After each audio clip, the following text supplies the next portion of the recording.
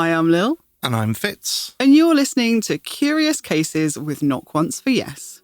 This is the final instalment of our 3-part Poltergeist series, and today we're wrapping up with the very curious tale of Brian's poltergeist.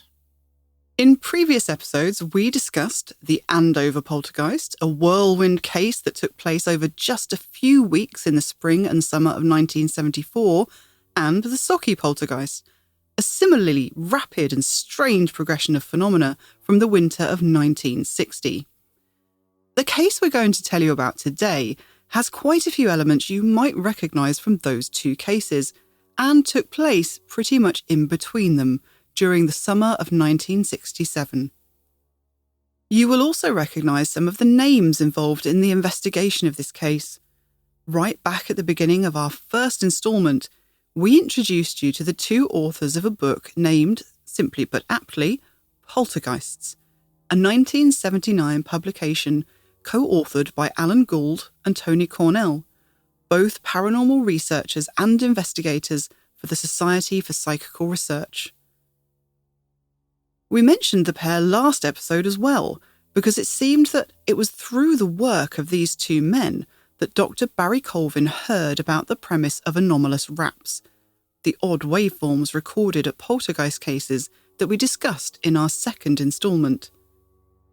And lo and behold, here they are again, because when we started our research into this series and were hunting around for clips to analyse for our Poltergeist Raps episode, we stumbled across a truly fascinating snippet of audio that was recorded at a poltergeist investigation undertaken by none other than Alan Gould and Tony Cornell themselves.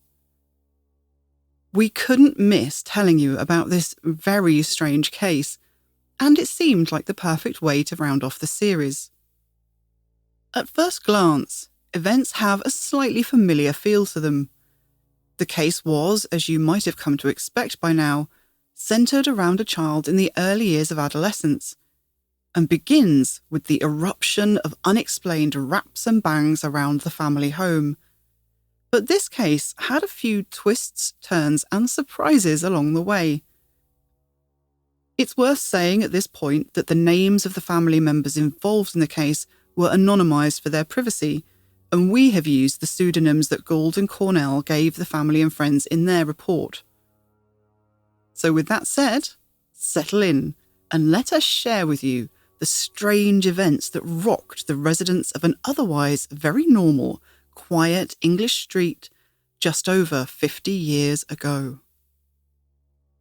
On the last weekend of May 1967, a new family moved into a modest terraced house in a large East Midlands town. The row of 4 terraced houses were of the late Victorian 2-up, 2-down type, simple brick dwellings with a kitchen and living room downstairs, 2 bedrooms upstairs, and a privy in a communal yard. The occupants moving into number 16 Carey Street were a widow named Mrs. Connolly, her 12-year-old son Brian, and an elderly friend whom the household referred to as Granny, despite being no actual relative. Brian got a bit of an upgrade with the move. Up until this point, he had shared a room with his mother, but moving into Carey Street, he got a bedroom of his own, with his mother and Granny taking the front room, and Brian being given the back bedroom all to himself. On the surface, we already seem to have some of the required ingredients for a classic poltergeist haunting, an adolescent experiencing the upheaval of a move at an already transitional time of his life. The loss of his father some 10 years previously, also possibly feeding into that emotional melting pot.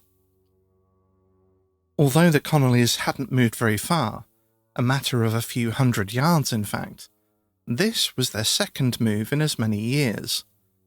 The first being a much bigger change to their lives, with the family relocating from Ireland to the Midlands of England to be close to family following the loss of Brian's father. The reason for the most recent move, just a few streets away, was simply to secure a bigger property so that Brian could have his own space.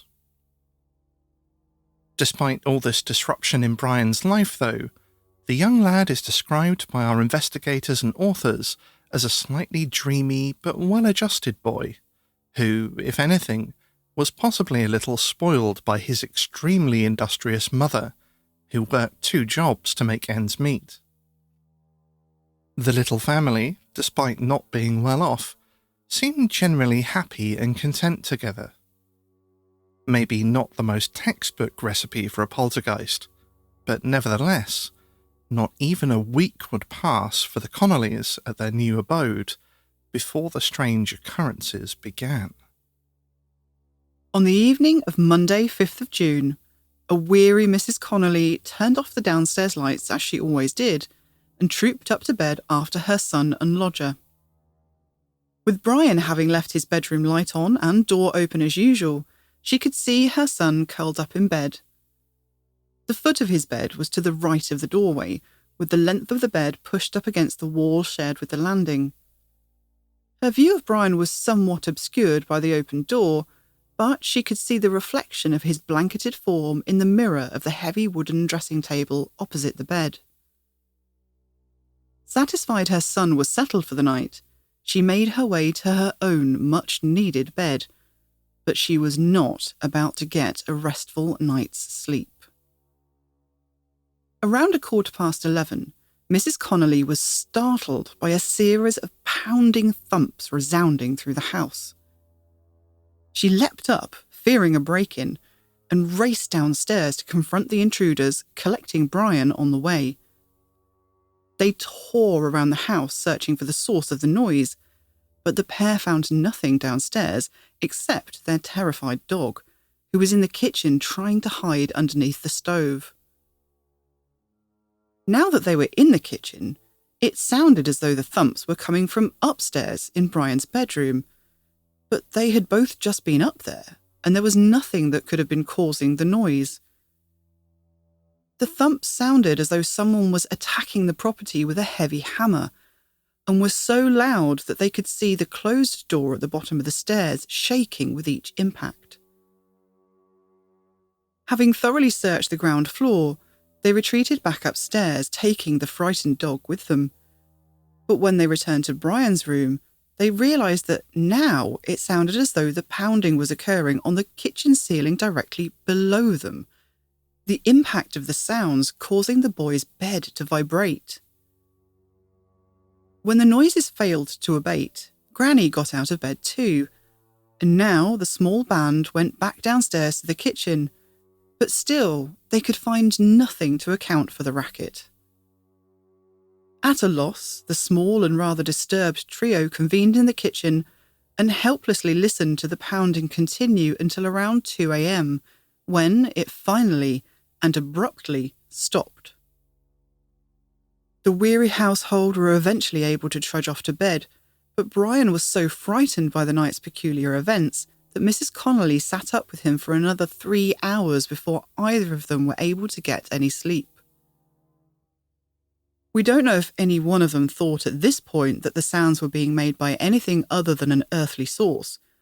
Probably they were just relieved that they hadn't in fact been raided by burglars, and that they had finally been able to get back to bed. But this would not be the end of their ordeal, not by a long way. The next day, the family went through their usual nightly routine, just as they had the day before. Brian and Granny making their way to bed, followed by Brian's mother, all of them settling in for the night just around 11 p.m, no doubt hoping for a more restful night. But only 15 minutes later, their hopes were dashed when the unidentified pounding noises began reverberating through the house once more. Mrs. Connolly flung back the bed covers in dismay and disbelief that this was happening again, getting back out of bed to investigate despite having found nothing the night before. And once again, she couldn't find anything that would account for the source of the noise on this night either. With no cause to be found, there was very little she could do about the frustrating situation, so she tried to get back to bed. But the noises continued unabated. She soon got up again, unable to stand the disturbance any longer, and tried pounding on the wall of the back bedroom herself in an attempt to signify her feelings to whoever was causing the noise. After all, surely it must be the neighbours. But what on earth were they doing whacking things with hammers at nearly midnight? Didn't they realise people were trying to sleep? After Mrs. Connolly's own volley of frustrated thumping, the offending sounds issued a couple more wallops of their own and then stopped. Mercifully enough for the family, they didn't hear any more sounds that night. Maybe the unruly neighbours had finally got the message. The next night, however, would prove otherwise, when the thumping ramped up again at the very same time and continued for an hour before abruptly stopping. The family's lack of sleep was becoming untenable, and the situation was reaching boiling point. Mrs. Connolly made up her mind that she would have to start speaking to her neighbours. Unbeknownst to the Connollys, however, the other residents of Carey Street were themselves wondering where on earth the thumping noises were coming from, having also been kept up by them for 3 nights in a row. At number 15 Carey Street, 22-year-old Sonia Harper and her younger brother shared the back bedroom of their parents' house, which shared an adjoining wall with Brian's room, and both Sonia and her brother had been kept awake and wide-eyed, wondering at the source of the strange sounds. Even 2 doors away, Mr. and Mrs. Lockwood, occupants of number 14 Carey Street, could hear the thumping coming from number 16. As it happened, number 14 was the first of the nearby households that Mrs. Connolly spoke to. Maybe she suspected her more immediate neighbours and thought it would be a good idea to see what the Lockwoods thought before confronting numbers 15 or 17. She was the newcomer on the street, after all. When the couple revealed to Mrs. Connolly that they too had heard the thumping, it must have cast even more suspicion on the neighbours either side of them, and Mr. Lockwood offered to come over to number 16 to help the family if the noises started up again. I imagine that at this point, Mrs. Connolly must have been only too grateful for the moral support. And they didn't have to wait long, for on Thursday night, the noises returned, and a very peculiar night that would turn out to be. It seemed that the noises aligned themselves not with a set time, but with the event of the family retiring to bed, whenever that happened to be. In the first few incidences, this occurred at around 11:15 p.m, so one might reasonably assume that this phenomena could be some kind of stone tape theory, some echo of the past ingrained into the very fabric of the building and repeating at the same time each night, oblivious to the physical comings and goings of the present occupants. But on Thursday, the family retired somewhat earlier. Not surprising, really, they must have been exhausted from being kept up until all hours. But the phenomena seemed to adjust itself to this change of events, giving a clear indication that it was the family's movements that set it off. Or, given that the sounds seemed to be coming from Brian's room, maybe it was Brian's presence specifically that triggered it. At around 10:45 on Thursday, Mr. Lockwood was with his wife and their baby at number 14, when the family heard the now all too familiar thumping travelling through the walls of the row of terraced houses. Dutifully, Mr. Lockwood made his way 2 doors down, where he found Brian and his mother downstairs in their kitchen, the loud sounds of thumping raining down over their heads from the back bedroom directly above. At that time, the lodger known as Granny was still upstairs, but Mr. Lockwood didn't really suspect the elderly lady. He did, however, wonder about the neighbours at numbers 15 and 17. With Mrs. Connolly emboldened by another witness to the strange occurrences, and Mr. Lockwood satisfied that there was nothing in number 16 causing the sounds, the pair went out into Carey Street to look for clues as to exactly what was going on. There were no lights on at number 15, so they made straight for number 17, but received no reply to their knocks. This property had actually been split into 2 floors, with a business downstairs and a flat on the first floor. The ladies' hairdressers on the ground floor was, of course, dark and locked up for the night, and if there was anyone in the flat upstairs, well, they weren't answering. Looking back to number 15, they saw that there was now a downstairs light on. Somebody was awake. And no wonder with all this noise going on, as it wasn't just travelling through the walls of the terraces, but was also spilling out into Carey Street itself. In his statement, Mr. Lockwood describes going in and out of number 16 several times, each time with either Mrs. Connolly or Brian, both of whom were downstairs the whole time, during which he could consistently hear the incessant banging, even when he was outside in the street. Knocking at number 15, they were answered by the older daughter of the household, Sonia, and her boyfriend, Alan, who were as perplexed as anyone about the thumping that had been keeping Sonia and her younger brother awake. So that ruled out number 15.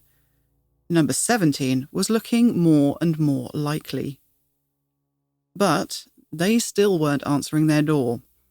So now the whole party, including Sonia and Alan, returned to number 16, where Granny and the dog were now downstairs with Brian, and the banging continued overhead. The gathering of this accumulating entourage was excluding the street's residents as possible perpetrators, house by house, as they all stood around Mrs. Connolly's kitchen and living room, exclaiming over the noises. Understandably, by now they were all thinking that it had to be whoever lived over the hairdressers at number 17, and so the whole delegation trooped out for another attempt to confront the flat's resident. Imagine their surprise, then, when, filing out into Carey Street, they saw the occupant of number 17 walking towards them from the other end of the street where he had just parked his car. Mr. Lamb, the quantity surveyor who lived in the flat, was just returning home. There was no one in number 17, and there hadn't been the whole time the group had been hearing the unabating noises. The realisation dropped as the assembled residents stood listening to the thump, thump, thump, thump, echoing down the street from Mrs. Connolly's open front door. Mr. Lamb, for his part, had of course been quite aware of the loud thumping noises that had been plaguing the street all week. With his flat being attached to the Connollys on one side, he could hardly escape them, and he had been kept up, just like everyone else. He had assumed it was number 16, as it was coming from their side, and had at first been concerned that they were banging on the wall to get him to turn down his radio, which he swiftly did. As we all know, of course, this did not make the banging stop. So Mr. Lamb quickly realised that he'd not been at fault after all. Beyond this point, he quite magnanimously, and I quote, set them down to some private eccentricity of the occupants of number 16, and thought no more about them. He must have been very laid back, or a very solid sleeper, or possibly both. But despite his apparent ambivalence when he assumed the sounds were of an earthly nature, standing there in the street that summer evening, listening to the sounds emanating from Mrs. Connolly's house, with representatives from every dwelling that could have been responsible for the noises assembled before him, well, he suddenly became very interested indeed. In fact, he would become deeply involved in the case, and later on wrote a report detailing what he observed that night. Mr. Lamb followed the entourage back to number 16, where the thumps were still resounding.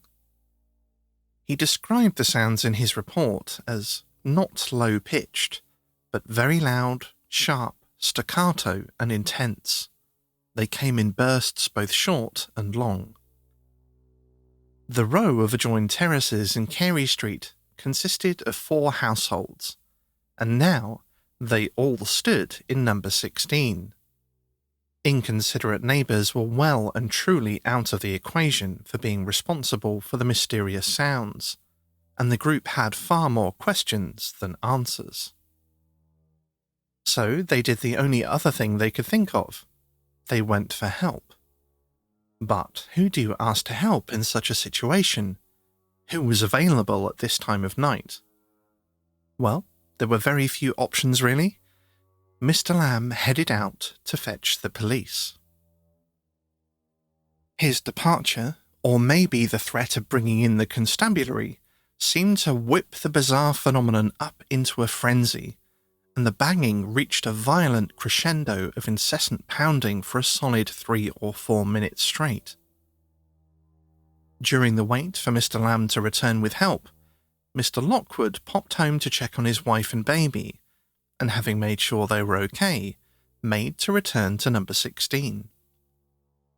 As he stepped outside, he heard 2 more loud bangs coming from the Connolly's house, and at the same time he heard the squeal of a policeman's walkie-talkie. Mr. Lockwood re-entered number 16 through the back door as the policeman entered through the front, and he heard the policeman telling the assembled residents that he had heard those last 2 thumps. But, frustratingly, that was where the sounds abruptly stopped, almost as though the presence of the police did something to immediately douse the activity, which had been so intense and gaining momentum just moments before. In the wake of the torrent of thumping, the silence must have been deafening. A few minutes later, a police sergeant turned up with 2 more policemen trailing in his wake.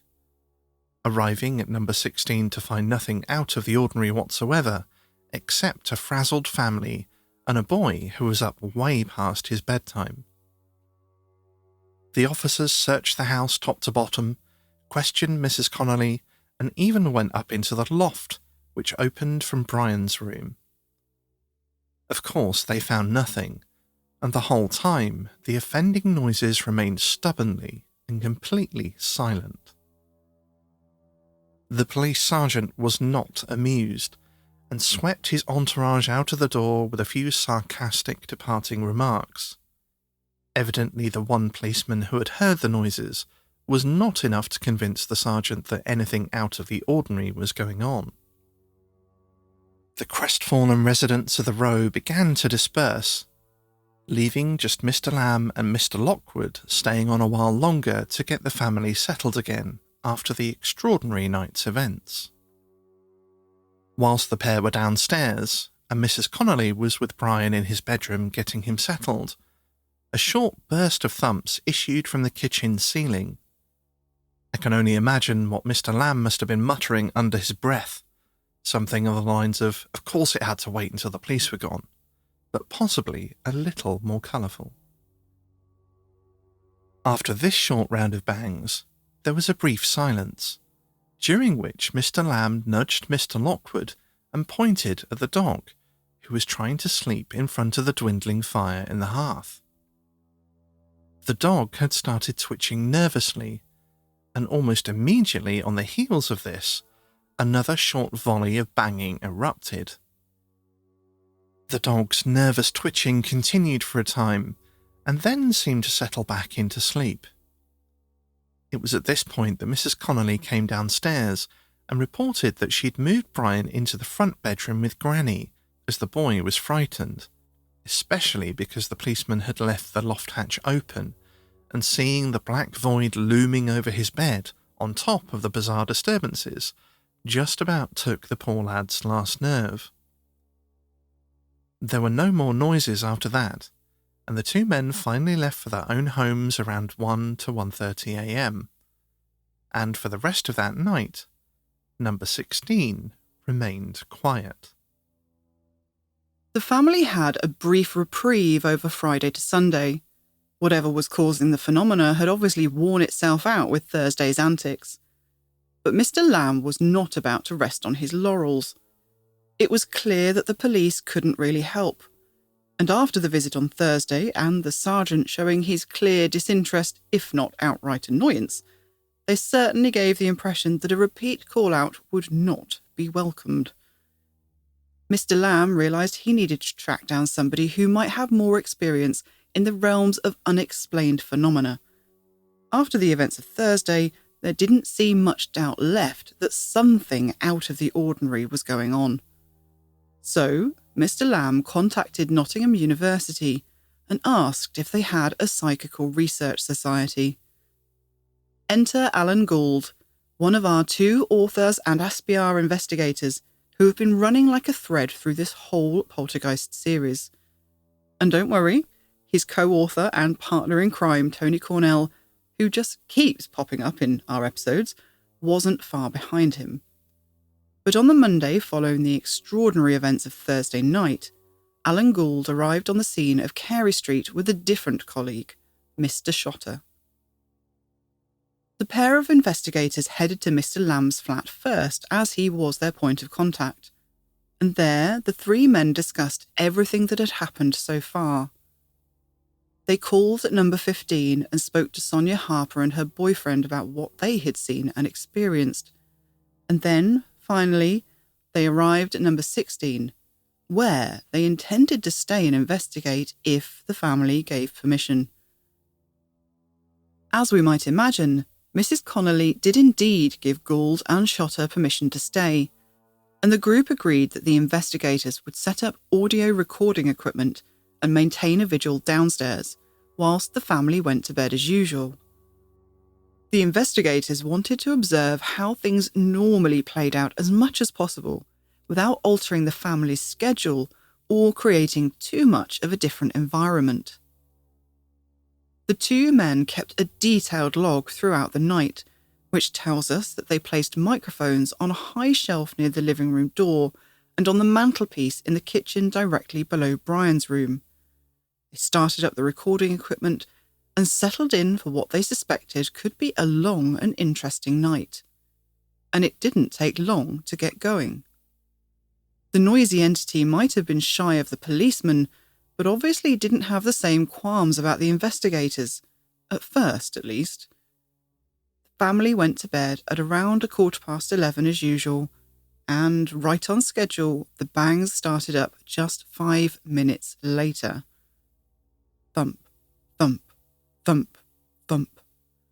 The sounds reverberated through the darkened kitchen as the men listened expectantly. 8 in total sounded in the first volley, but the sounds no longer had the sharp staccato quality that Mr. Lamb had described hearing on Thursday night. Now they had a deeper quality, with a double thud to each repetition. In their log, the men likened them to a person jumping heavily up and down on the bed, or like someone lifting one end of a heavy bed and then dropping it over and over again, theorising that the slap of the mattress dropping a second after the bed frame could create the kaplunk sound of that second thud. The thump, the thump, the thump, the thump. Alan Gould crept upstairs quietly. The landing was in darkness, but Brian's bedroom light was on and door open as usual, and in the reflection of the dressing table mirror, Gould could see Brian still tucked up in bed. The boy stirred restlessly as if in response to the movement on the stairs, but there was obviously no one jumping on the bed or heaving furniture around, or doing anything else that could have created the double thumps for that matter. The noises stopped for a while and Gould returned to his downstairs vigil. But only seconds later, 4 more thumps rang through the kitchen ceiling from Brian's bedroom. This time, Mr. Shotter crept up the staircase, treading lightly, trying not to disturb the family upstairs. As he carefully negotiated each step, he thought he heard the sound of the boy giggling, but when he reached Brian's doorway, he seemed to be much as Gould had found him, sleepy but stirring a little restlessly, which between the bangs and having strangers in the house was pretty understandable. Mr. Shotter stayed a while, waiting for the sounds to return. After only a couple of minutes, he was rewarded with 2 resounding bangs. Mr. Shotter was still looking straight at Brian's reflection in the bedroom mirror, and the boy hadn't made any movements that could have created the noises. He didn't seem to respond to them either, although the investigator heard the mother's voice from the next bedroom commenting on the bangs, saying something to Granny along the lines of, "He's only giving short ones tonight." Mr. Shotter described the noises as sounding like someone jumping up and down very hard on a bed with a spring and wire mesh base, and said that they seemed to be emanating from the middle of the bedroom floor. This echoed Brian's own description when he had told Mr. Lockwood on Thursday night that the sounds seemed to come from all around, but mainly from the centre of the floor. Mercifully for the family, but unfortunately for the investigators, that was an end to the activity on Monday night, and Misters Gould and Shotter left number 16 at around 1 a.m. As you may have noticed from our other episodes, wherever Alan Gould turned up, his colleague Tony Cornell was not usually far behind, and vice versa. So it's probably no surprise that by the next day, Tuesday the 13th of June, Mr. Cornell had travelled over from Cambridge and arrived in Carey Street. Cornell was well known amongst the SPR for his practical attitude and ability to hypothesize and test out potential logical explanations for seemingly extraordinary events, and he wasted no time employing those particular skills in this case. One of the first things he tried was simply to try and make bangs of a similar volume to those which the family had been hearing, but according to the first-hand witnesses, these recreations fell short of the volume and intensity that they had experienced on the preceding nights. Cornell moved on to trying to recreate the particular double thump that his fellow investigators had been hearing by lifting one end of Brian's bed 2 feet into the air and dropping it. By comparing this experiment to the recordings taken by Gould and Shotter the night before, he concluded that the sound of the bed's legs hitting the floor, followed by the slap of the mattress against the bed springs, was the closest approximation to the sound that they could find, even after experimenting with the other bedroom furniture.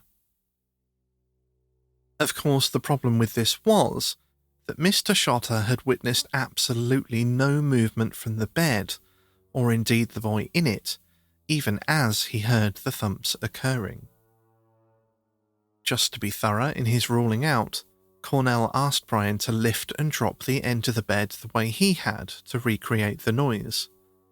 But the bed was heavy, and the young lad didn't have sufficient strength to lift and drop it repeatedly, as would have been necessary to recreate the incessant banging the whole street had heard night after night. The investigators stayed on that night as well, and set their tape recorder running about 2 minutes after the family retired upstairs for bed. Cornell headed out into the yard to check the windows and doors of the house, and while he was out there, he saw Brian's bedroom light turn off, the room remaining somewhat illuminated by the light filtering through from the landing. No more than half a minute later, the thumps began. Cornell, still outside, cast around looking for anything that could be causing the sounds, but came up empty-handed. So he re-entered number 16 through the back door and started to climb the stairs. Halfway up the staircase, he heard another 3 rattling bangs that sounded to him as though they were coming from Brian's bedroom. But by the time he reached the landing, the noises had stopped. He waited on the landing for a further half an hour in case the noises returned, but this short burst of activity was all that would happen on that Tuesday night. On Wednesday, Cornell did some more investigating, this time climbing up into the loft above Brian's bedroom. Although he found no machinery or trickery up there to account for the noises, he did note that the wall separating the space from the neighbouring number 15 and number 14's lofts did not reach the ceiling, And so, in theory, a very agile person could climb through into the Connolly's property. The investigator didn't think this likely, though. No one had heard any movement coming from the loft, and anyone attempting to pull off this feat in total silence would have to have been extraordinarily athletic. Not to mention that now he had heard for himself that the sounds did indeed sound like someone jumping on the bed. He couldn't imagine how anyone coming through the loft could possibly affect such a sound, not without being caught by the investigators arriving on the scene within seconds at any rate. That left them with figuring out how a bed that didn't appear to be moving could somehow be creating such loud noises. Being practical as ever, Cornell put thick pads of carpet underlay beneath the legs of Brian's bed to see if this would stop or make any difference to the sound. The investigators also moved the microphone upstairs and positioned it under Brian's wardrobe, the idea being, presumably, that they would not only capture the thumping, but also the sounds of anyone moving around in the room, or indeed in the loft. However, Wednesday's activity was just as frustrating for the investigators as the night before. They heard thumping all right, but it was always when they were downstairs, or midway up or down the staircase, never when they had a clear view into Brian's room. The carpet underlay didn't seem to do much to stop the noises, and the microphone didn't reveal any clues either. They noted that just before each set of thumps they could hear the quiet sounds of Brian stirring restlessly in bed, much as the two neighbours had observed the family dog stirring restlessly just before the banging erupted. But there were no sounds of him actually exiting the bed or making any sudden movements. It was becoming exasperating for the investigators, and they realised that they were spending more time trying to disprove Brian's involvement than they were trying to find out what actually might be causing the noises, when the fact was that they didn't really suspect him anyway. After all, he'd been seen on multiple occasions downstairs and even outside their house with most of his neighbours, while they could all hear the banging occurring. But for whatever reason, the presence of the investigators now seemed to be having an inhibiting effect on the activity, just as the presence of the policeman had. They decided their best option was to be seen to withdraw, appearing to leave their investigation temporarily in the hands of Mr. Lamb at number 17, whilst they quietly and surreptitiously kept watch from Mr. Lamb's flat and the yard below, arriving after dark, parking in another street, and entering through the yard for number 17, which was separated from the yards shared by numbers 14 to 16. Their plan seemed to work, as following their apparent withdrawal, the noises started to ramp up again, increasing in volume and intensity over 8 out of the next 11 nights. During this time, the investigators worked on thoroughly ruling out the involvement of any of the neighbours or other outside agent, keeping a watch on the exterior of the houses and the doors and windows of number 16 from their base camp at Mr. Lamb's flat. No matter where they positioned themselves around the row of terraces, the sounds always seemed to be coming from number 16, and they observed no movement or activity that would suggest any sounds being made in the neighbouring buildings that could have somehow travelled along the row. The timing of the sounds being so closely tied not only to Brian's bedtime but also to whether or not any of the investigators were in sight of the bedroom was another point against it being anyone outside the house. It would have been pretty much impossible for somebody in a neighbouring house to judge so accurately the movements within number 16, so consistently and on so many occasions. The investigators even rigged the doors and windows of the downstairs floor of number 17 with unobtrusive seals made from cotton and sellotape. But none of the seals were ever found broken, and they became convinced from the evidence of their vigils that whatever or whoever was making the noises had to be inside number 16. On the night of the 18th of June, the banging reached a crescendo, with more than 200 thumps being counted by the investigators, coming in bursts of 5 or 6 at a time, with about half a second between each strike, some of which were so intense that Alan Gould could hear the furniture in Brian's room and the glass in his window rattling with each blow. On this night, Mr. Lamb let himself into number 16 and found Mrs. Connolly coming downstairs. At that point, a particularly long series of 19 thumps vibrated through the house as Mr. Lamb removed his shoes and crept up the stairs. Just before he reached the top, they stopped, and when he made it to the landing mere seconds later, he could see that Brian was in bed with the bedclothes tightly tucked in around him all the way up to the pillow. After waiting and watching for a few minutes, Mr. Lamb started to return downstairs, and no sooner had he begun his descent than the banging started again. Back upstairs went Mr. Lamb, and of course the noises stopped before he reached the landing. It became some kind of wretched dance, with the man repeating his attempts to catch the sounds another few times and failing on every occasion, before finally giving up and retreating downstairs. As soon as his feet reached the bottom step, another 2 volleys of blows rang through the house, and then everything stopped. The investigators were making no progress, and a couple of days later, the events of the 21st of June would muddy the waters even further.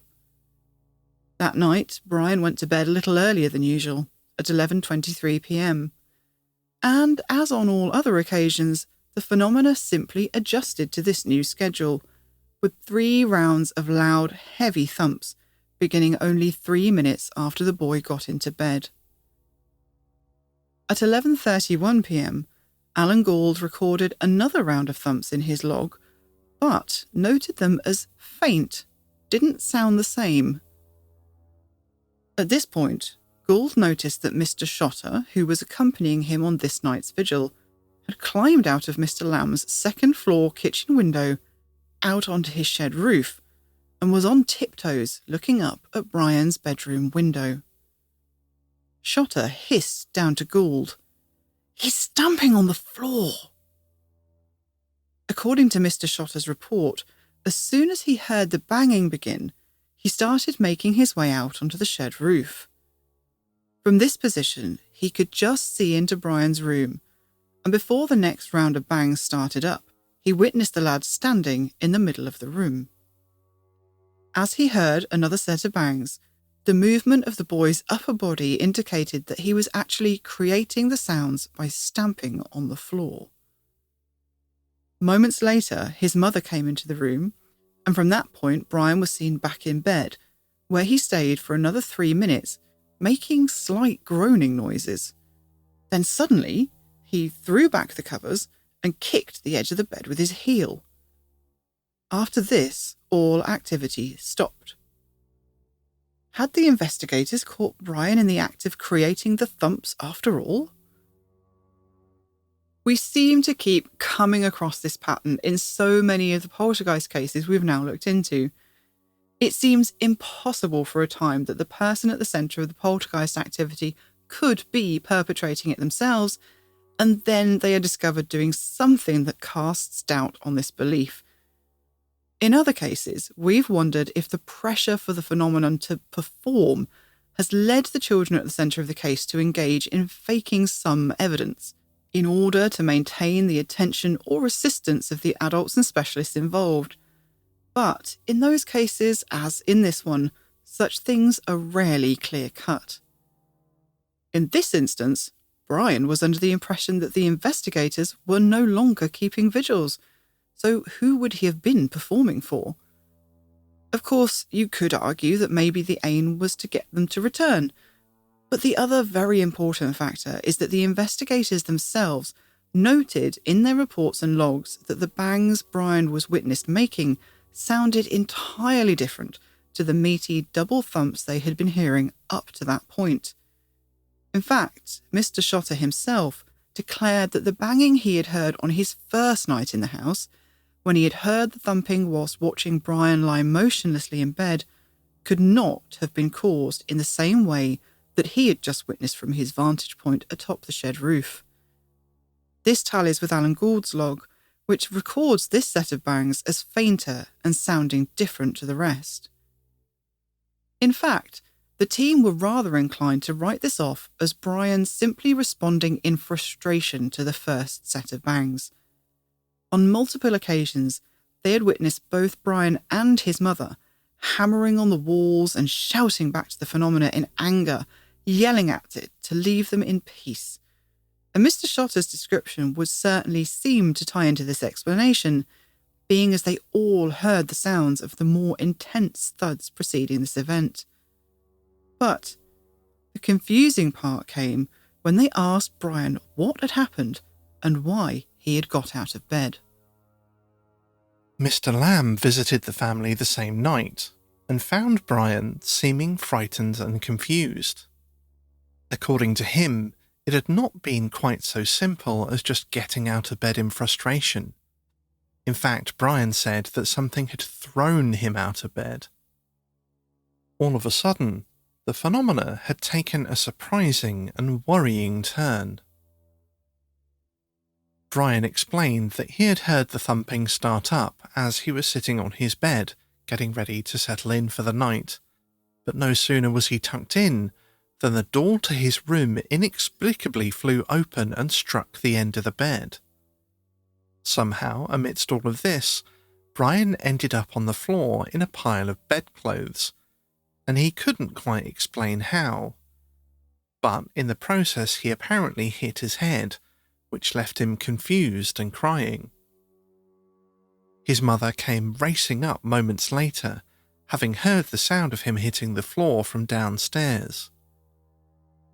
When Mr. Lamb questioned him, he vehemently denied that he had been mucking around creating the thumps himself, and I feel like the investigators would have taken him at his word were it not for the fact that a day later his story changed and he instead said that he just fell out of bed when the bang started.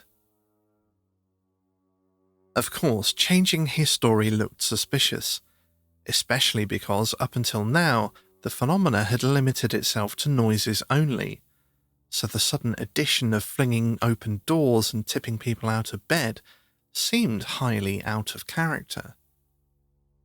Still, the investigators agreed there were many occasions on which Brian simply could not have been responsible for the noises, so why would he start inventing things now when he hadn't even known they were there? Whether he had made any of it up or not, though, their cover was blown now. The family knew they were still investigating, so they decided they may as well go back to doing so overtly. And the first thing they did when back in the house was bring in a surveyor friend of Mr. Lamb's to help them thoroughly investigate the structure for anything that could be causing the phenomena. They investigated the loft again. They took up the floorboards in Brian's room to see if anything had been secreted underneath. They even searched the remains of the old chimney breast filled with rubble that still rose to just below the upstairs joists, but they found no evidence of anything that could have been responsible for the sounds. Brian's story about the door flinging open by itself and him somehow ending up on the floor may have seemed out of character to our investigators, but today we might recognise this as quite a common pattern in poltergeist hauntings. Since the time of the Connolly's experience in the 1960s, reports from poltergeist cases in the following decades have often shown a sudden change in the type and pace of activity.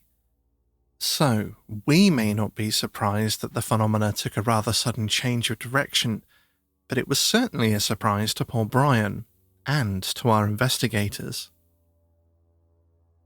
On Sunday the 25th of June, Brian awoke to find plaster and dust all over his bedclothes. Looking around confused, He soon realised that the debris had come from the wall adjacent to his bed, where there was now a gaping hole that somehow had appeared overnight, without waking anyone.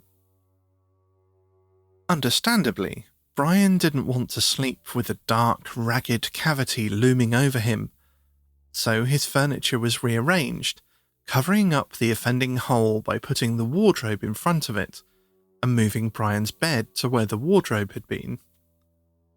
But before they covered up the mysterious damage, Mr. Lamb inspected the hole.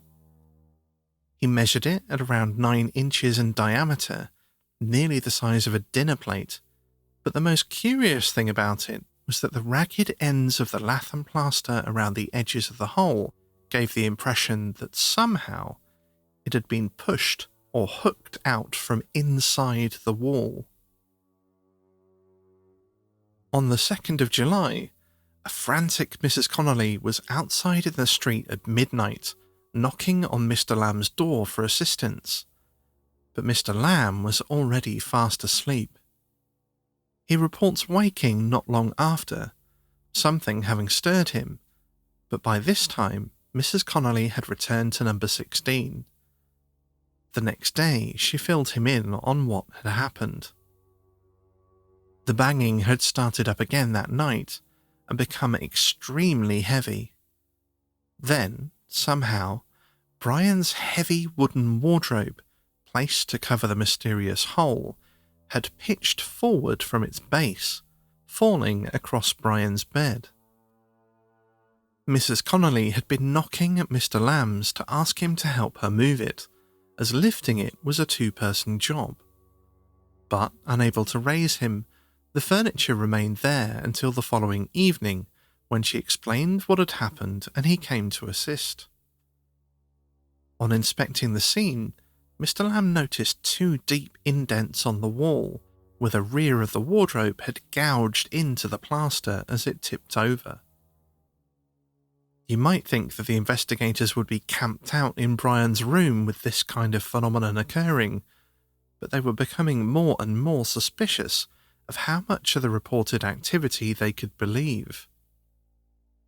According to Mr. Lamb and Mrs. Connolly, the sound of the thumps had changed from the meaty ones recorded by the investigators, and now sounded more like the sharp thwack of someone hitting the floor with a shoe, which was odd to say the least, and a little suspect from their perspective, especially in light of these new reports Brian was coming out with about moving furniture, which only seemed to happen when he was the only one in the room. But if they thought that was odd, then the next report must have seemed like the tallest tale yet. On the 10th of July, the family retired to bed at around 11:30, and, as had become their habit, the banging started not long after. Gone now were the double thunks, and in their place were sharper, high-pitched cracks. With the first round of knocks, the sash window of Brian's bedroom dropped inexplicably, and the family dog, who had been with Brian, slunk away fearfully into the front bedroom. The knocks became louder, vibrating the whole room and furniture. According to Brian, they sounded like they were coming from the hole in the wall. As the intensity of the knocks began to crescendo, Brian was horrified to look towards his dressing table and see the heavy piece of wooden furniture lift 4 inches off the floor. Before his wide eyes, the table and mirror slid airborne past the foot of his bed towards the door, only to pivot 40 degrees and topple towards him. It fell heavily forward against the foot of his bed, the whole set of drawers falling out of the frame in the process, and dumping Brian's favourite model aeroplane off its surface into the chaos and smashing it to pieces. Hearing the crash, Brian's mother shot into his room to see what had happened and took him downstairs, but beyond getting him out of harm's way, she was at a loss for what to do. Mrs. Connolly couldn't lift the heavy dressing table off the bed, even with Brian's help. She needed another adult, so she left her son downstairs with Granny and tried Mr. Lamb's door. No response. He was out. She decided to try the local pub just down the road, as she'd visited earlier in the evening and knew that she would find some friendly faces there. I can imagine that the thought of a friendly face and some practical, down-to-earth company must have felt very much needed in that moment. At the Green Man, she found Mrs. Clark, our next and final witness to the increasingly strange occurrences of the Connellys' residence. Mrs. Clark begins her statement by declaring, "The following is an account of what happened on my first and only visit to Mrs. Connelly's house." And the fact that she never returned is rather telling. Mrs. Clark knew a little of what had been happening at number 16, as Mrs. Connelly had shared some of their tribulations in conversation at the pub. But Mrs. Clark was pretty sceptical that anything paranormal was afoot. She was inclined to believe that the events had a much more earthly cause, Brian to be exact. She stated plainly in her report that she had believed he was the architect of the phenomena and was probably doing it to try and get out of school or something. So it's fair to say that all she was expecting when she arrived at number 16 that night was to help lift a bit of furniture and then depart, leaving Mrs. Connelly to deal with her wayward son. But that's not quite how it played out. Mrs. Clark arrived at number 16 to find Brian, Granny, and the dog downstairs, looking quite distressed. She proceeded upstairs along with Brian and his mother, where what she described as loud, heavy noises like someone using a cudgel were ringing around the room. She saw a piece of solid wooden furniture lying across the foot of the bed and a gaping hole in the wall opposite. And then she did something she almost certainly came to regret. She offers no explanation for her next action. We can only guess that having now heard the noises for herself whilst having eyes on Brian, Mrs. Clark must have been checking for a prankster accomplice. But, whatever her reasons, she stuck her head into the hole in the wall as far as she could. From the blackness, a loud, terrible sound issued. A roaring, like an enraged howl, bellowed from inside the void of the wall. Mrs. Clark described it as venomous and belligerent with animosity. She leapt away from the hole. This was no mere prank, and it was beyond her help. She told Mrs. Connelly that there was nothing she could do and urged her to leave the house, offering the family a place at her house for the night. Despite everything, Mrs. Connelly chose to stay. At a later interview with Mr. Lamb and Mr. Gould, Mrs. Clark reiterated that despite her earlier suspicions, Brian simply could not have made the noises. She gave a signed statement declaring that she had her eyes on him the whole time, during which she experienced an hour or so of thumps that came in bursts, and that Brian looked pale and frightened. She made it clear that she certainly would not have stayed there as the family had. She felt there was something wrong with that house, and said she would have been out of there in a second. The last we hear of Mrs. Clark in the investigation report is her closing response. "You don't forget that sort of thing in a lifetime. Not until you die." Mrs. Clark wasn't the only one to have heard the noise, although to the others in the room who didn't have their whole head directly in its path, it sounded like a moaning noise, but they also found it incredibly frightening.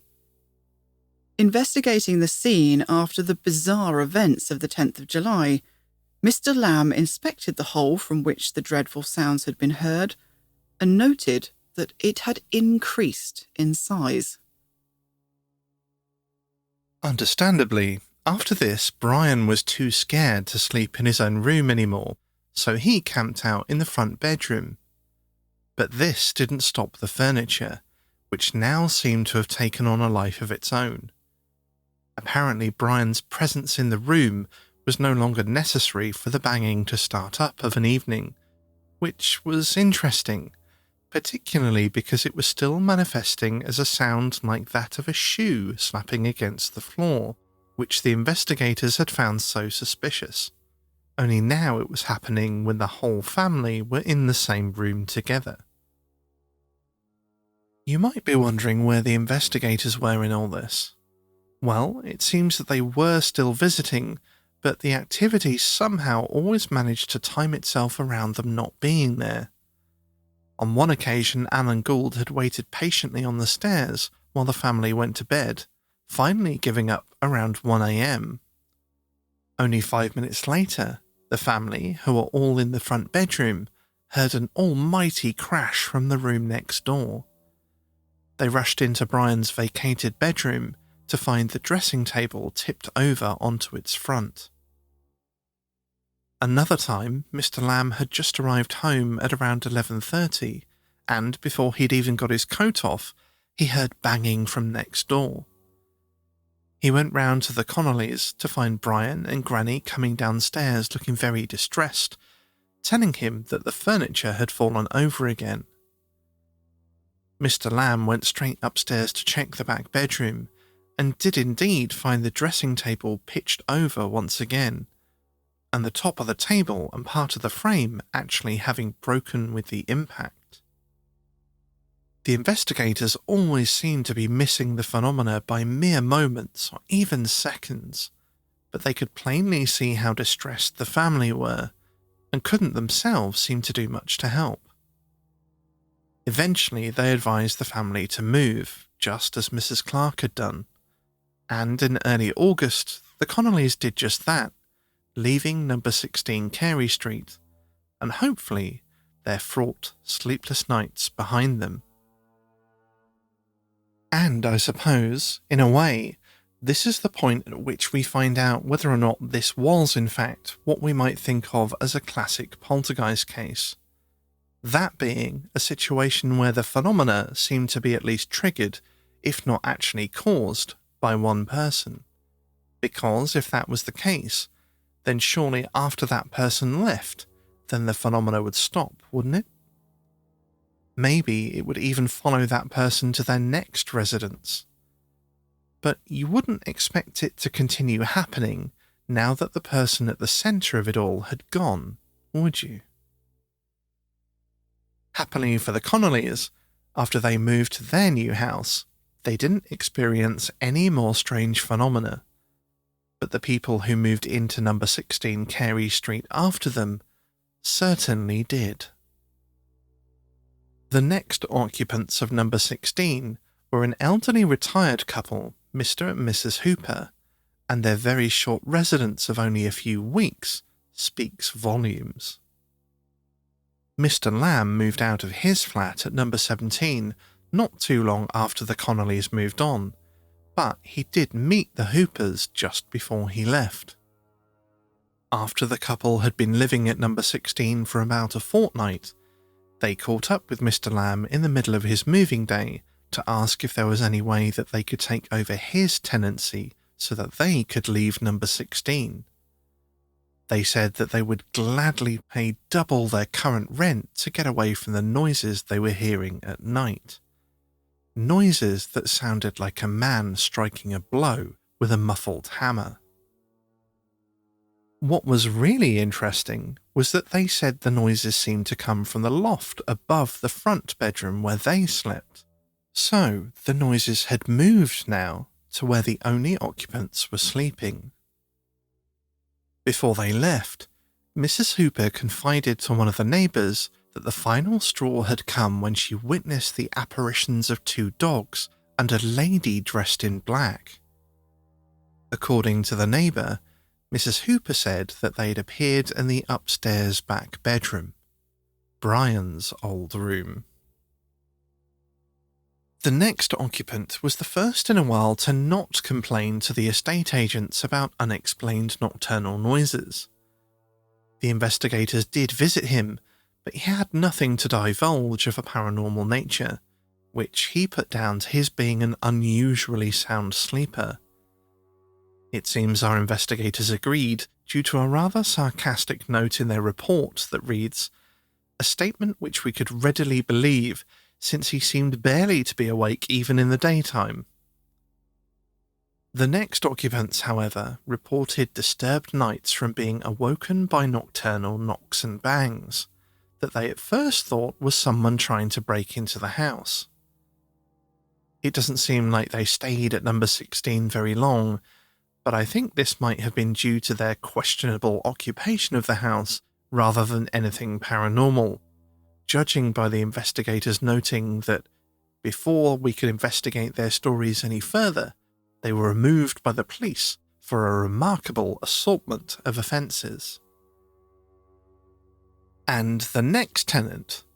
Well, the next tenant was the Society for Psychical Research themselves, as they managed to secure university funding to rent the house out for 4 weeks to investigate. Unfortunately, things did not quite go to plan. Since the property was vacated by the possibly squatters, it had apparently fallen into quite a state of disrepair. This was about 2 years after the Connolly's time there, and the team from Cambridgeshire and Nottinghamshire universities found a house full of what they described as great quantities of filth and bugs. So there was some cleaning up to be done before they got any further. They also didn't time their tenancy very well, as it coincided with university holidays, and they could only rustle up enough investigators, or watchers as the SPR called them, to cover around half of the time they had remaining in the house.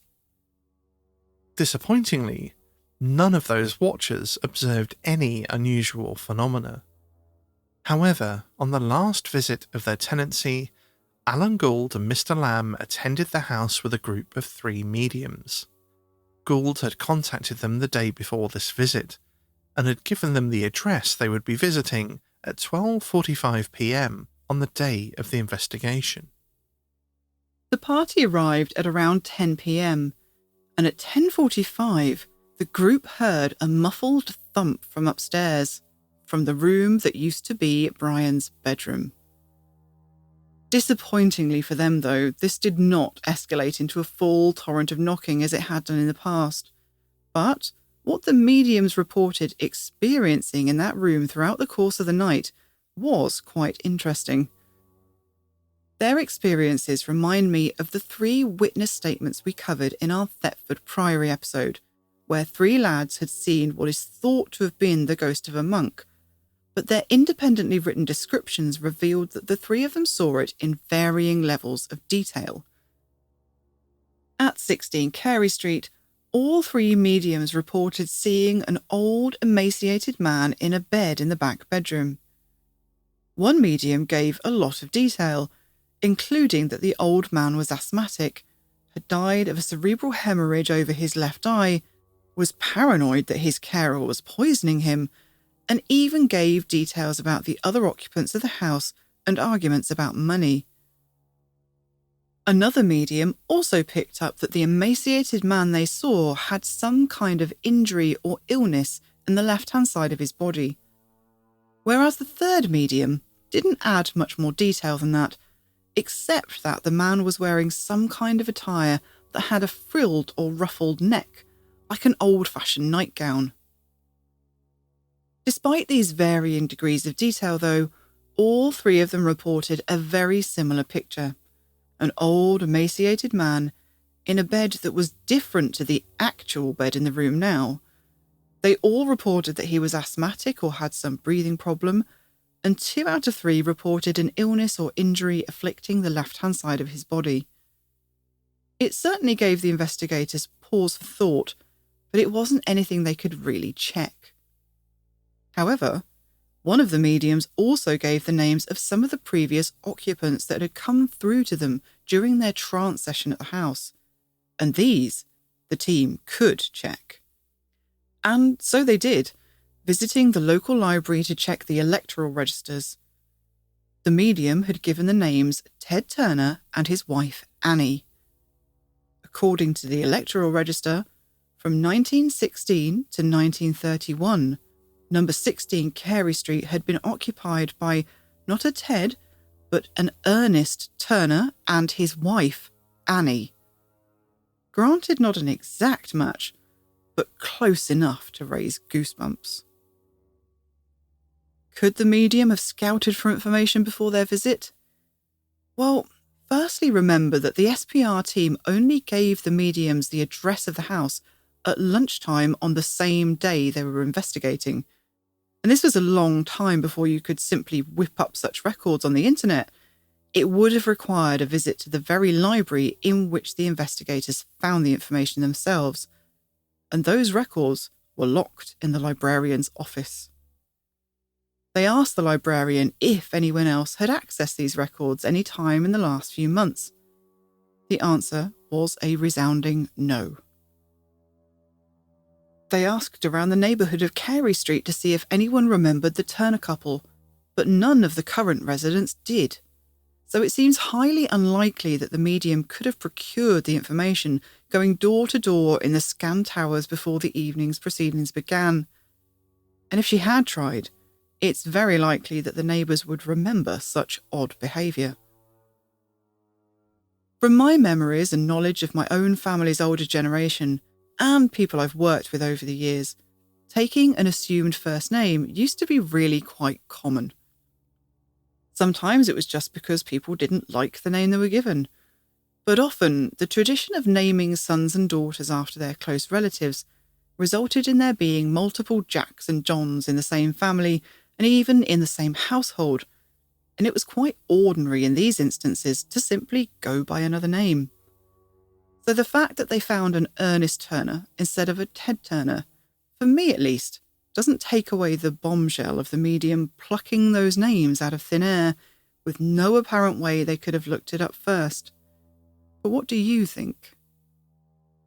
The visit with the medium seems to have been the last investigation at the little terraced house, and the SPR were left with as much of a mystery as they started with. None of them really believed that any of the neighbours or other residents of the street could have been orchestrating events.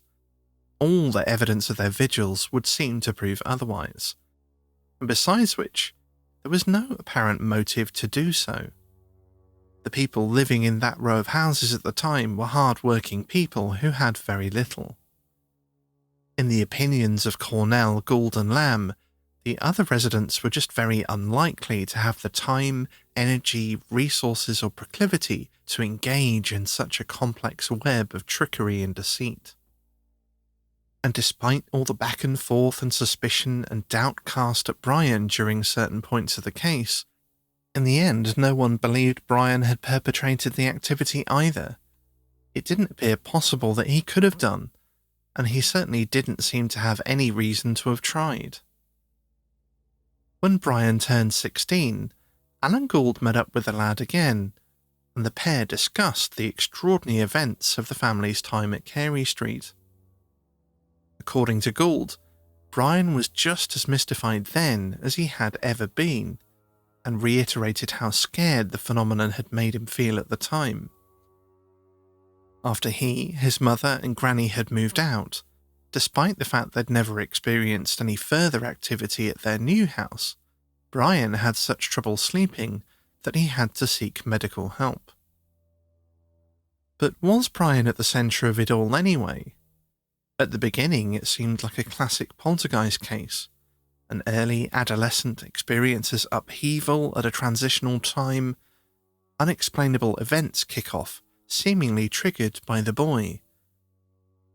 But from everything that was discovered after the Connollys left, it seems less and less like it was Brian himself that was triggering the phenomena, and more like there was something lurking in the back bedroom where Brian just happened to sleep, turning what should have been a happy development, getting his own room, into a traumatizing experience.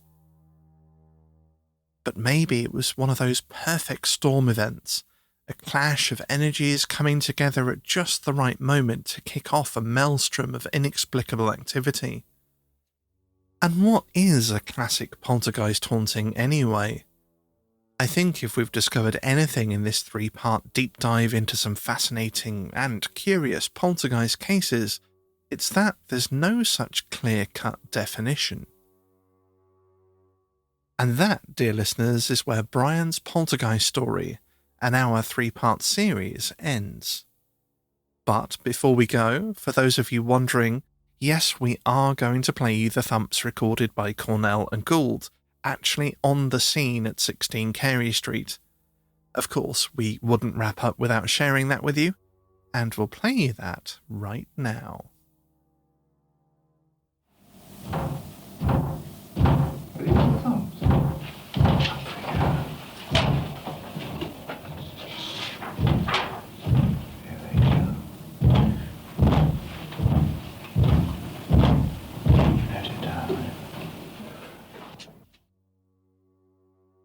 And listening to those now that we've just kind of gone through again, everything else that happened and the culmination of events, they sound so much creepier. I mean, they sounded very strange and creepy from the first moment of hearing them, but hearing them at the end of that story, it just brings so much more along with it. Yeah, and when we first came across this, we got a very condensed version of the story. Like, we hadn't heard as much of what happened as what actually did when we dove into it. So it was kind of one of those, there's a poltergeist that's creepy. Yeah. But then, we got into it and it was deeper than that. But it's definitely a very creepy noise. And you might be wondering, after the last episode, how does this stack up in terms of the sort of slow attack? It's basically one of the best examples we can find of it. If you haven't listened to the last episode, do go back and check that out. We talked all about this odd waveform that's often seen in recorded poltergeist knocks and bangs, where they have this kind of weird slow attack. The pattern of the waveform looks very different. We did lots of experiments trying to recreate it and to create that form for ourselves, and basically failed. And as Fitz was saying, this was sort of the prime example of the strange effect that we found out of all of the clips, all of the poltergeist knocks and raps that we looked at visually on our audio editing software.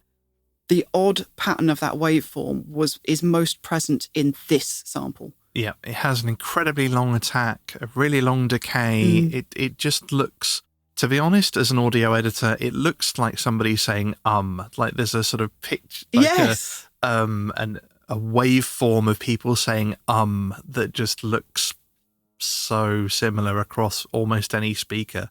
As not an audio engineer, I wouldn't have been able to pick up that specifically. It looks like but I do know enough to have thought, when looking at the waveform, to me it looks like speech. It definitely doesn't look like a knock or rap, which has normally this very high, sharp spike in the waveform. Yeah, it's uncanny. It's very, very strange. So, of course, we did try and recreate this one as well for ourselves.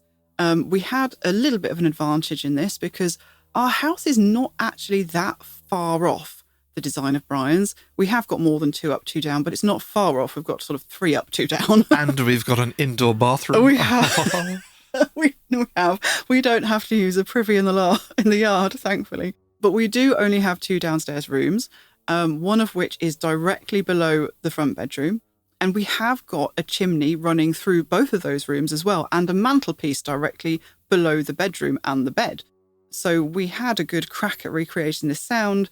Fitz put the dictaphone on the mantelpiece downstairs, directly below the bedroom, as the investigators did in the kitchen, directly below Brian's bedroom, and I lifted and dropped the end of the bed.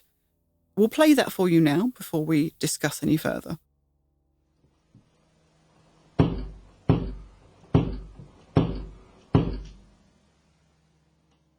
So as you can hear, it's not an exact match. Obviously, we haven't got exactly the same setup. For one thing, I'm lifting a double bed.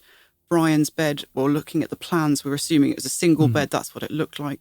They did say that it was a very heavy bed, though. Ours is also very heavy, so that's kind of a match. We didn't really manage to create that the thunk, that kind of double thump sound. And we got it a little closer in another attempt, but it took both of us, and it wasn't that much better. Like, it was a tiny bit, but when we did it, one of us lifted the bed, the other one lifted the mattress, and we dropped them. Just kind of half a split second apart. Yeah, literally, we kind of dropped them at the same time. And of course, because the mattress had further to fall, it didn't hit at the same time. So there was that little bit of a thump. But like, it took two of us, like 2 adults, and it was heavy, it was tiring. Like, we couldn't have done that 200 times in a night. No, I mean, obviously Cornell did manage to recreate that sound on the scene with Brian's bed. Well, no, he kind of said that was the closest I'm going to get. He didn't say this is exactly the noise. It was true. It's kind of as close as I can manage. But he did also say that he was lifting the bed 2 feet in the air, which is, to be honest, that's higher than I lifted our bed, because it's a double bed. It's really heavy. So I'm only lifting one corner of it. Cornell 2 feet seems high. Yeah. Like, that seems like a lot to do. And I don't know the repetitive speed of that, whether you'd be able to lift it 2 feet and drop it in that time. Well, this is it. That is something I wondered myself, because that's the other reason. Like, granted, I think we didn't get the double for thunk sound, partly because I wasn't lifting the whole end of our bed, only one corner of it, because it's double. And also, we've got a very thick, heavy mattress. So I think just the sheer weight of it didn't have as much of a gap between the bed frame hitting and the mattress hitting. Probably Brian had a lighter, thinner mattress, so that it didn't have the same velocity going down as the bed did. But the other thing is, as Fitz said, the reason you heard in that clip that I wasn't lifting the bed as high as 2 feet, it was nowhere near as high as 2 feet, was because I was trying to time the bed drops with what the recording, but also the investigators specified in their report that there was about half a second between strikes. They said it very explicitly. And I couldn't lift the bed any higher than I did, which was, maybe a foot, if that. I couldn't lift the bed any higher and maintain that timing. And I don't know if they were just exaggerating. Like, a lot of the time it can be quite difficult to guess. So the height, I'm presuming they didn't measure it with a tape measure, so he may have thought, it's about 2 feet. Yeah, but I still think it's, if he was guesstimating at 2 feet, it's higher than what I was lifting. But the other thing I wanted to mention was that it was really tiring. Like, doing it that quick, lifting and dropping it that quickly with a heavy bed, it was tiring just doing a couple of rounds for our experiments. And we're talking about this was happening for hours, from 11:45 at night to like 1 a.m. in the morning sometimes. The most amount of thumps they recorded was 200. I mean, firstly, you would be absolutely knackered. Be a good workout. Yeah. But also, there's no way that I could have done what I did in that experiment, lifting and dropping the bed, and then got myself back into bed, tucked bedclothes in all the way up to my head before Fitz had got halfway up the stairs.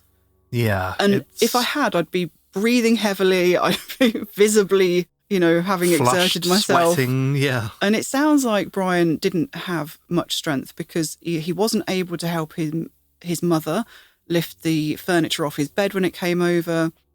Cornell said he wasn't able to lift and drop the bed successively like he had. So, he was young. He was only 12, and I've got more strength than that, and I was struggling. But perhaps the most important thing we can take away with our recreation was that even though we got it sounding close, it did not look the same. It didn't look anything like it. It was just a very normal, initial, very short attack. Literally starts off at peak and tails off. Like, looks exactly as you would expect for a percussive sound. So using basically the same setup, we had a completely different waveform, like really different. Yeah, I mean, I know our recreation, it perhaps doesn't sound quite as bassy and boomy, but I don't think it doesn't sound far off enough to have such a wildly different looking waveform. No, it's, it threw me how different it looked. I knew it was going to have a high initial attack, like a fast attack, but just how different it looks from the Brian's Poltergeist recording is crazy. Yeah, I think we pretty much saved the best Poltergeist knock sample for this last instalment. And sadly, that does bring us to the end of this episode and our 3-part series on poltergeist rapping sounds. It's been fascinating digging into it all, as well as experimenting ourselves to see if we could replicate the investigators' results, and we'd love to hear what you think. We are also still on the lookout for more of people's true paranormal experiences, so if you have a story, then please get in touch through our website at knockoncevs.com. Knock Once for Yes is brought to you by the generosity of our amazing patrons whose support allows us to continue creating the show. And if you'd like to help, you can become our patron from as little as $1 a month at patreon.com/KOFY. And if you are already one of our amazing patrons, we're going to be doing a little post-episode chat about Brian's Poltergeist, because we've got a few more things we just want to chat back and forth about and dig into. That'll be over at Patreon very soon. But that's it from us today, and we hope that you'll join us again next time for some more spooky stories and haunted history on the next Knock Once for Yes.